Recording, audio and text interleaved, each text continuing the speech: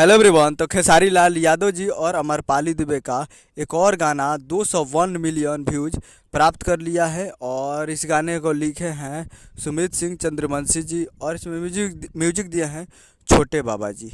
और इस गाने को गाए हैं खेसारी लाल यादव जी और इंदु सोनाली जी, जो कि आपको स्क्रीन कवर दिखाई दे रहा है। जिस गाने का टाइटल है पलंग सगवान के, जिसका टाइटल है पलंग सगवान के। और वीडियो में खेसारी लाल यादव जी और अमरपाली दुबे जी, फिट में है अमरपाली दुबे जी। और ये एक मूवी का सॉन्ग है जिस मूवी का नाम है डोली सजा के रखना, और उस मूवी का काफ़ी बेहतरीन सॉन्ग है जिस गाने का नाम है पलंग सगवान के। और ये 201 मिलियन व्यूज प्राप्त कर लिया है और जो कि काफ़ी शानदार है और प्लस हो चुका है 201 मिलियन प्लस ये गाना हो चुका है।